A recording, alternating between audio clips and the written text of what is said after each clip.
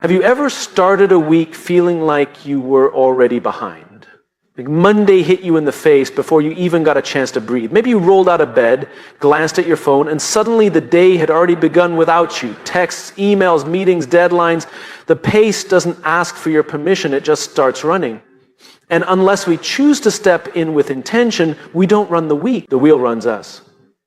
But here's the thing. This isn't just about being busy, it's about being aimless. And being aimless isn't relaxing, it's exhausting. People think freedom means the absence of structure.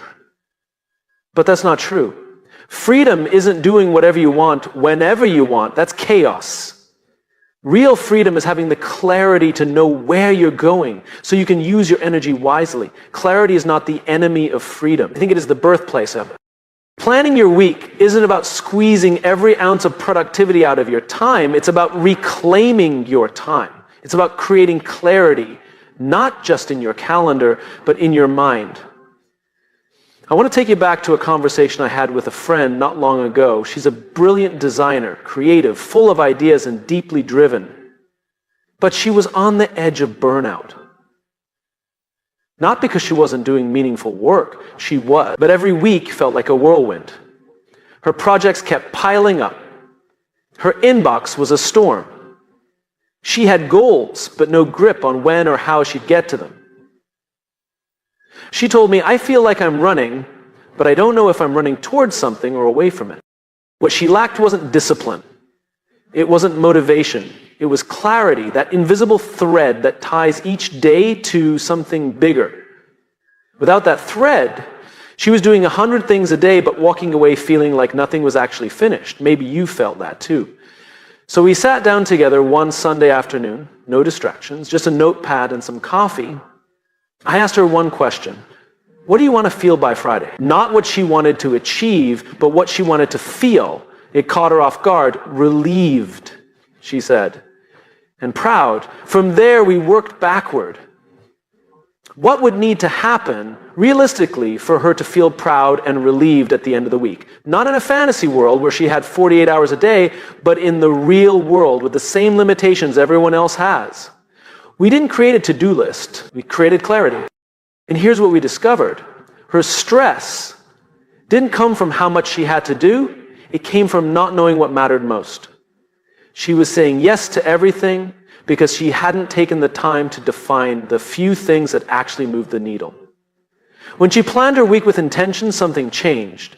The week didn't get lighter, but she got stronger. The fog lifted. She walked into Monday not bracing for impact, but leading with purpose. That's the power of clarity. Let's get honest. Most of us don't plan our weeks because we believe we don't have time. Or maybe we think we're just not the planning type.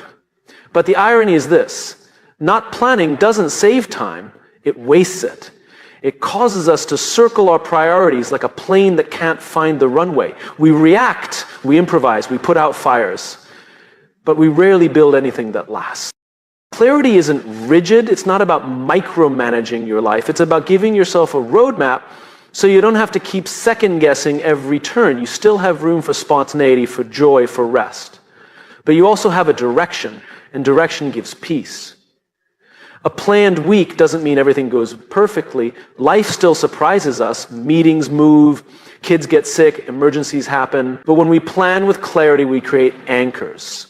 Moments and intentions we can return to even when the waves crash in. Without that, we drift. With it, we steer. Think about a symphony. It might seem spontaneous when you hear it live, but behind every note is hours of preparation, structure, and design. The conductor isn't guessing what comes next. They've rehearsed. They know the direction. That's what makes the music flow. Now, weeks can be like that. Fluid, alive, full of movement, but still grounded in structure. When we plan, we take ownership.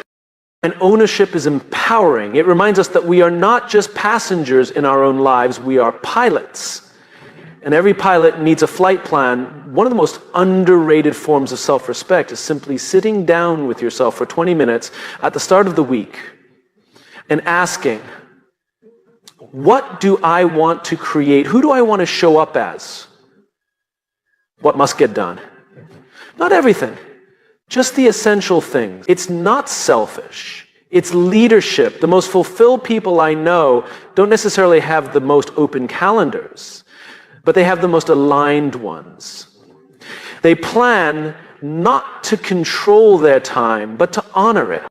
That's the invitation. Not to become someone who has every second scheduled, but someone who has enough clarity to move through the week with purpose, not panic. Clarity isn't just a productivity tool. It's a mindset, a posture, a commitment to live with your eyes open.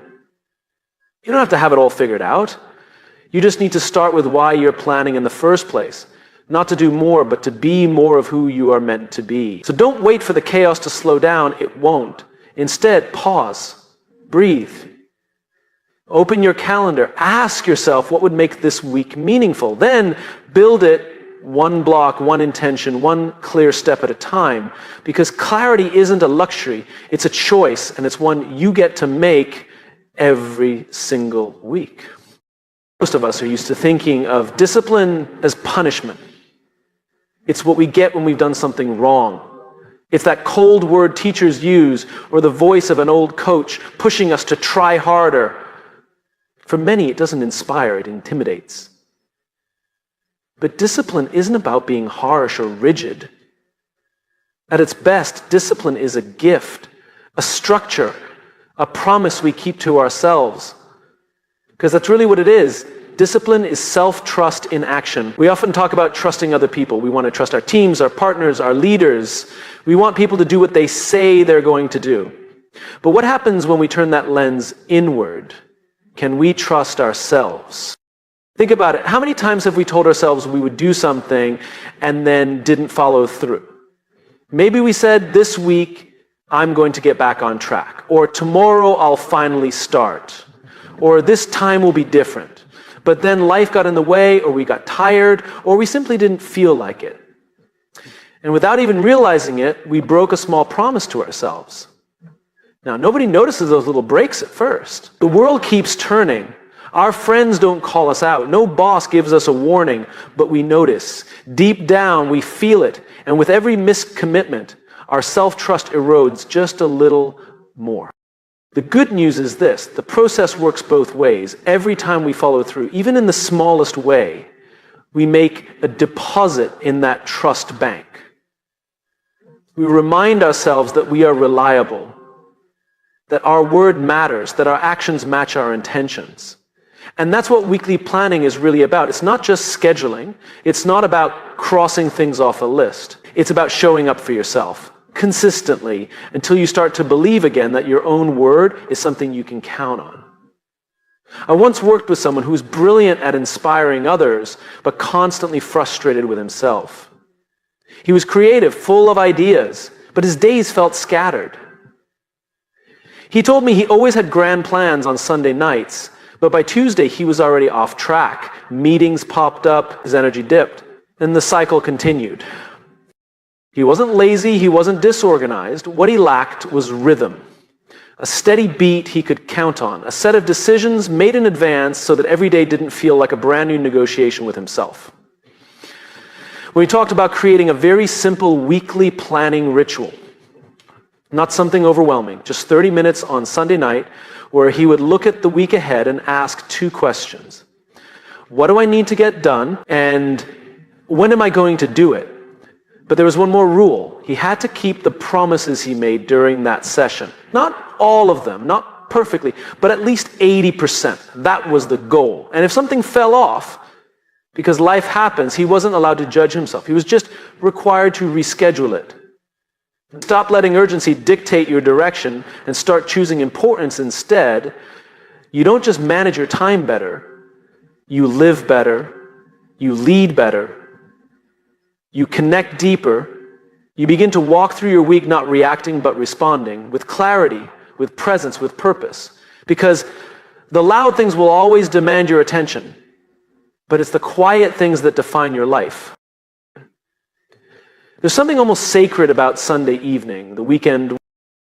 Consistent discipline. This is the part most people get wrong about discipline. They think it's about effort, willpower, grit. But the truth is, discipline is about design. When you plan your week in advance, you're designing conditions where follow-through becomes more likely. You're reducing the number of decisions you need to make in the moment. You're saying, I've already made the hard choice once. I don't need to make it again. Without that design, everything becomes reactive. We wait for motivation to show up. We let urgency set the agenda. And when we fall short, we beat ourselves up for not being disciplined enough. But motivation is a mood. Discipline is a decision. It's not about feeling like doing the thing. It's about doing the thing because it aligns with who you want to become. There's something powerful that happens when you start planning your week and you actually stick to the plan.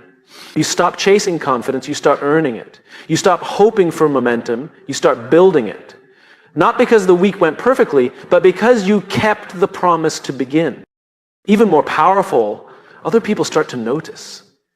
Your team sees that when you say you'll do something, it happens.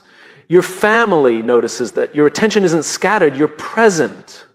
The trust you build with yourself spills over into every relationship you touch. And soon, you're not just someone who's planning their week. You're someone who leads by example. Discipline at its core is not a punishment, it's an agreement. You and your future self shaking hands in advance, saying, I've got you. Planning your week is the moment that handshake happens. It's where intention meets action.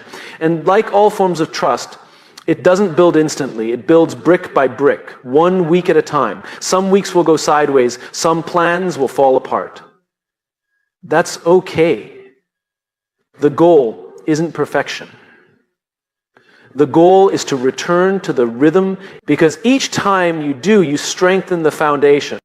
If you've ever felt like you can't quite rely on yourself, like your follow-through doesn't match your ambition, know this: you're not broken. You're just missing the structure that lets you show up fully.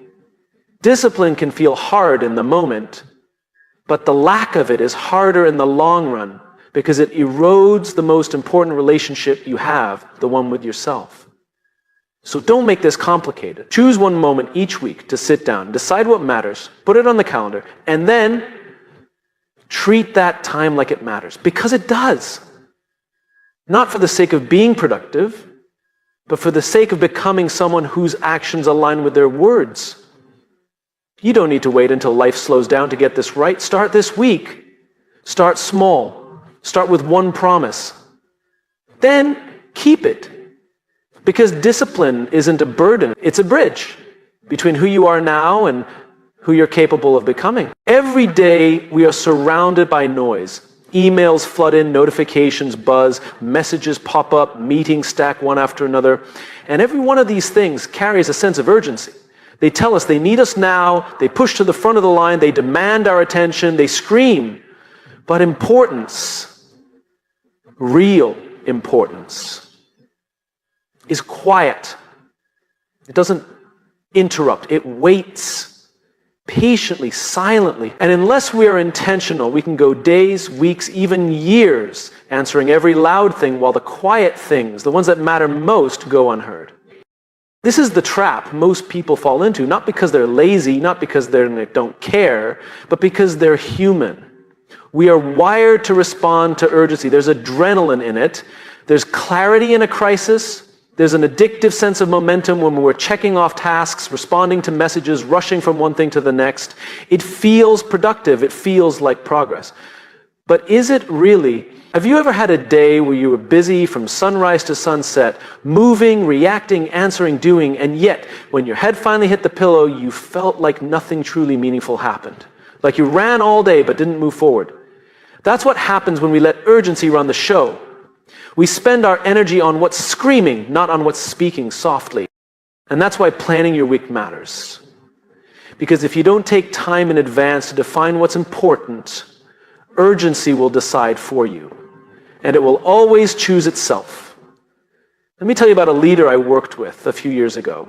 He was sharp, respected, and always busy. On paper, his calendar was full of meetings, strategy sessions, and back-to-back calls. But he confided in me that he felt empty. Not burnt out exactly, just disconnected. He said, I'm doing everything I'm supposed to do, but I'm not sure I'm doing what I'm meant to do. So we took a closer look at his week. Every hour was accounted for. But nowhere on his calendar was time for reflection, for learning, for creative thinking. Nowhere was space for mentoring his team, which he said was his favorite part of leadership. Nowhere was time carved out for planning the long-term future of the organization, something he claimed was a top priority. Those things weren't missing because they weren't important. They were missing because they were quiet. So we made a shift. Instead of letting the week fill itself, he started filling it with intention. We blocked an hour every morning for thinking time. We reserved Fridays for mentorship and team development. And we protected one afternoon a week for strategic planning. No emails, no meetings, just focus. At first it felt uncomfortable, like he was ignoring the real work, but slowly things started to change. His energy came back. His sense of direction sharpened. He wasn't just busy, he was fulfilled because he had remembered what truly mattered. The truth is, most people don't make time for important work because important work rarely feels urgent in the moment. There's no alarm that goes off reminding you to invest in your relationships, no notification that tells you to reflect on your purpose, no calendar invite that says, today spend an hour thinking deeply about where you're headed. Urgency is external. Importance is internal. And it takes silence and space to hear it. That's why weekly planning isn't a mechanical exercise. It's a moment of honesty, the time to ask, what actually matters this week? Not what's on fire, not what others are demanding, but what's quietly waiting. What's easy to ignore but costly to neglect? It might be preparing for a conversation you've been putting off, or reading a book that will sharpen your thinking, or reconnecting with someone who slipped through the cracks, or simply setting boundaries so you can show up fully at work, at home, with yourself. These things won't chase you. They won't hound you. They'll just wait. And over time, the cost of ignoring them will grow. Not all at once, but slowly, silently, until one day you wake up and realize the loudest things in your life have been driving your decisions, and the meaningful things have been left behind. But it doesn't have to be that way. Every week is a new opportunity to choose differently, to listen carefully, to ask, what's calling me? Not loudly, but deeply. When you plan your week with this kind of awareness, you give importance a seat at the table. You protect it from being crowded out by the noise. You say, I see you. I hear you. You matter. It might mean saying no to some urgent requests. It might mean disappointing a few people. But the trade-off is this. You start living a life that's led by values, not by volume. The most successful and fulfilled people aren't the ones who respond the fastest. They're the ones who respond the wisest. They aren't the busiest. They're the most aligned. They make space for what's quiet. They plan their weeks not just around what they have to do, but around who they want to become. And so I invite you, before the noise of the week begins, to stop, to pause, to listen. What's been whispering to you? What have you been postponing? Not because it doesn't matter, but because it doesn't shout. Write those things down. Protect time for them. Build them into your plan. Not someday, but this week. Because the truth is, urgency will always find you. But importance, you have to go looking for it. And when you do, when you not delete it, not forget it, just move it intentionally. Within a month, something shifted. He started speaking differently. There was a calm confidence in his voice. He didn't sound like someone scrambling to stay afloat. He sounded like someone who had taken the wheel. Why? Because he'd rebuilt trust with himself, not through massive breakthroughs, but through simple